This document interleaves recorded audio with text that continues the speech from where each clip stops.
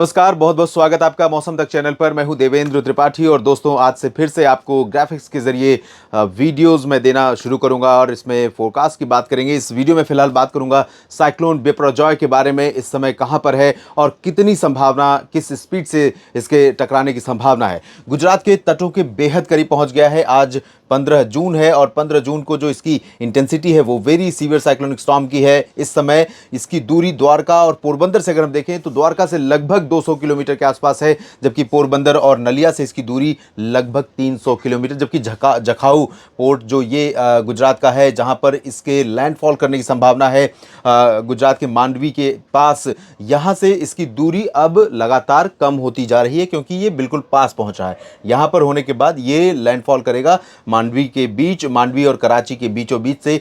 यहां लैंडफॉल करने के बाद ये कराची से और पाकिस्तान के रास्ते फिर से राजस्थान पर पहुंचेगा। उसके बाद इंटेंसीफाई नहीं होगा बल्कि कमज़ोर होगा, लेकिन इसके बावजूद ये राजस्थान से लेकर उत्तर भारत में पंजाब, हरियाणा, दिल्ली और उत्तर प्रदेश के क्षेत्रों को प्रभावित करेगा आने वाले दिनों में। ये अब लैंड पर आने के बाद लंबा समय लेगा और ऊपर से जिस तरह से इसकी हवाएं अब तक चलती रही हैं, उन हवाओं को मैं आपको दिखाता हूं। पहले सबसे पहले क्लाउड्स देख लीजिए, क्लाउड कॉन्फ़िगरेशन क्या है। सिस्टम के प्रभाव से जो गुजरात का रीजन है, इसके ऊपर लगातार हवाएं चल रही हैं तेज और बादल छा रहे हैं घने। साथ ही अब दक्षिणी राजस्थान के ऊपर, जैसा कि कल भी जो वीडियो मैंने डाला था आज के पूर्वानुमान के लिए, उसमें बताया था कि गुजरात में जोधपुर और जैसलमेर, बाड़मेर से लेकर उदयपुर, डूंगरपुर, प्रतापगढ़, जालौर, सिरोही, माउंट आबू, कोटा, ये वाला जो हिस्सा है, इन भागों पर अब घने बादल दिखाई देने लगेंगे। धीरे धीरे बादल और इस सिस्टम का जो असर है, हवाओं का जो असर है, वो उत्तर भारत के मैदानी इलाकों पर भी बढ़ेगा। आज पंजाब में सुबह के समय काफ़ी बादल थे, हरियाणा में बादल थे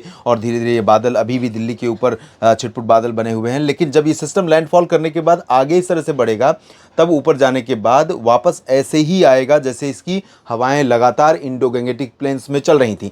जब ये इस तरह से करेगा तो आने वाले समय में इसका फ़ायदा भी है, नुकसान भी है। फ़ायदा इस तरह से है कि जो इंडो गैंगेटिक प्लेन्स का हिस्सा है, यहाँ पर मध्य प्रदेश को छोड़ दें तो बाकी जो ये वाला हिस्सा है, इन भागों में अभी जो गर्मी पड़ रही है और लगातार मौसम शुष्क बना हुआ है, उसमें परिवर्तन आएगा, बारिश देखने को मिलेगी और बारिश अच्छी खासी हो सकती है। 20 जून के आसपास यहाँ तमाम इलाकों में, 18 से 22 जून के बीच में तमाम जगहों पर अच्छी खासी बारिश हो सकती है। लेकिन नुकसान ये है कि जो मानसून की उत्तरी सीमा का पूर्वी छोर यहाँ पर पहुँचा हुआ है, बिहार में किशनगंज और आसपास के भागों पर, वो आगे नहीं बढ़ पाएगा क्योंकि ये हवाएं इस सिस्टम को आगे बढ़ने से रोक रही हैं।